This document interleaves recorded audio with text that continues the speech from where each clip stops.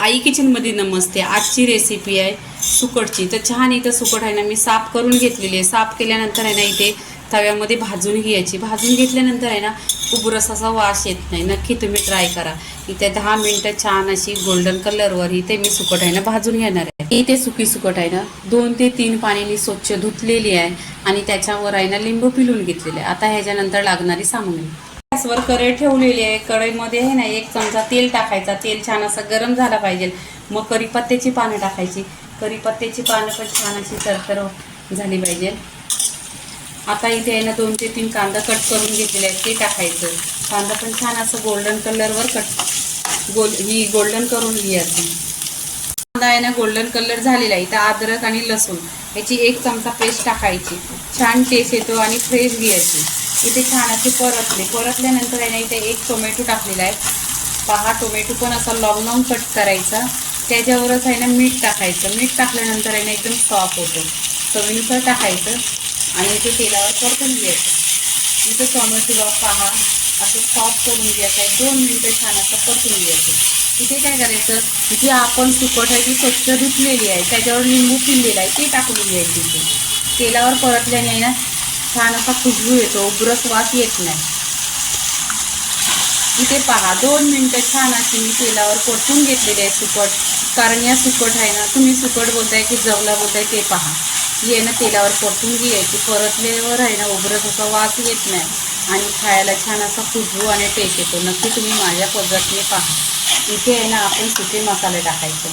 घरगुती मसाला 1 चमचा, आगरी मसाला 1 चमचा, गरम मसाला अर्धी चमचा, धना पावडर अर्धी चमचा, अर्धी चमचा आहे हळदी पावडर। हे मसाले आहे ना छान असं आहे ना ह्याच्यामध्ये मिक्स करून घ्यायचं। ह्या सुकटमध्ये मिक्स केल्यानंतर आहे ना छान असा टेस्ट येतो।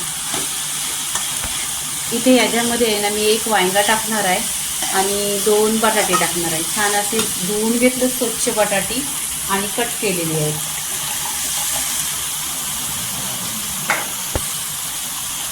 इथे आहे ना मी 1 वांगा घेतलेला मोठा होता, छान असा कट करून घेतलेला आहे आणि कट केल्याने आहे ना पाण्यात ठेवायचं, मग काल पडत नाही। इथे छान असं परतून घ्यायचं, पूर्णपणे एकजीव करून घ्यायचं। पहा तेलावर मिक्स केलेलं आहे। इथे आहे ना पाणी टाकायचं। तुम्हाला घट्ट बनवायची आहे भाजी का पातळ ते तुमच्यावरती आहे। आणि पाणी आहे ना गरम घ्यायचं। मी इथे 1 पेला पाणी टाकलेलं आहे। छान असं मिक्स करायचं। इथे मिक्स केलं ना तर छान अशी एक उकळी काढायची। उकळी काढल्यावरती आहे ना त्याच्यावर ढाकण ठेवायचं। इथे पहा ढाकण लावून 10 ते 20 मिनिटं छान अशी सुकट आहे ना शिजवून घेतलेली आहे। 10 ते 20 मिनिटं पूर्णपणे ढाकण लावून छान अशी ही सुकट शिजवून घेतलेली पूर्णपणे। आता इथे आहे ना आपण कोथिंबीर टाकायची। कोथिंबीर टाकल्यानंतर छान असं मिक्स करून घ्यायचं। इथे बटाटा पण छान असा शिजलेला आहे, वांगा शिजलेला आहे। वांगा, बटाटा आणि सुकट 1 नंबर टेस्टी होते आणि कलर पण छान असा येतो, तरी पण खूप छान आलेले। ते इथे पहा मी तुम्हाला दाखवते किती छान असा रस्सा झालेला आहे, रस्सा भाजी झालेली आहे। तर पूर्णपणे इथे व्हिडिओ झालेला आहे। लाईक करा, शेअर करा, सबस्क्राईब करा आणि नेहमीच खात राहा। धन्यवाद।